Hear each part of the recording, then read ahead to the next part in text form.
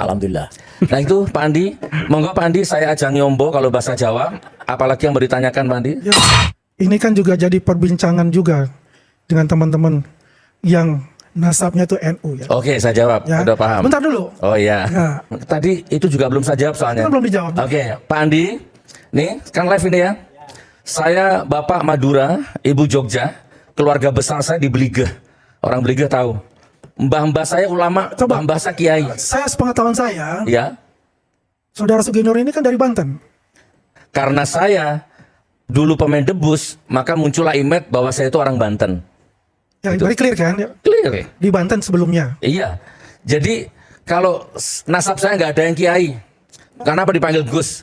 Mbah-mbah saya banyak kiainya Pak Andi. Bung Aiman sebentar, ini kita nggak bicara nasab. Nah, beliau yang ngawali. Kalau bicara nasab, ya kan? Nah ini kan jadi bingung kita pengajian gitu semua sini. Nah maksud saya kita konsen pada abolisi maupun auto amnesti yang didapatkan Gus Nur, ya bahwa itu dulu yang kita biar kita bisa tahu nih. Nah terus kemudian saya tanggapi sedikit apa yang terjadi dengan Pak Gus Nur ini itu sebenarnya itulah penjara.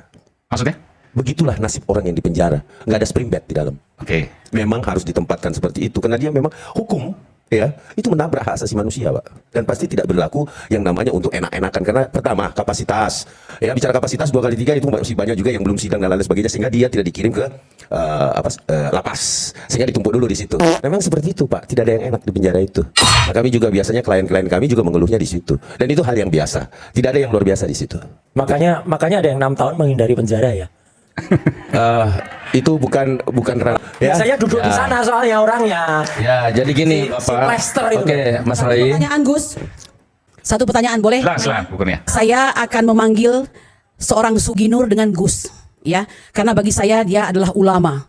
Ulama itu seperti bintang-bintang di kegelapan malam, suluh dalam gelap, yang memperkenalkan anak-anak kami kepada Allah dan ajarannya. Jadi saya tidak memerlukan dari mana asal usulnya, saya tidak peduli. Yang terpenting apa yang dia ajarkan dan berguna bagi masa depan anak kami, dunia dan akhirat. Pertanyaan saya satu, apakah JPU menunjukkan ijazah asli saudara Joko Widodo sehingga dia bisa ya mengajak Anda ke persidangan yang judulnya itu P21? Silakan Gus. Tidak pernah datang, tidak pernah ada. Makanya abang siapa namanya yang di tengah? Bang Ade. Bang Ade ya. Saya tuh mau dipenjara semenderita apa, ya asalkan terbukti bersalah, saya ikhlas. Ya, saya itu orangnya bertanggung jawab. Mau dipenjara dimanapun ayo. Yang penting buktikan dulu saya salah.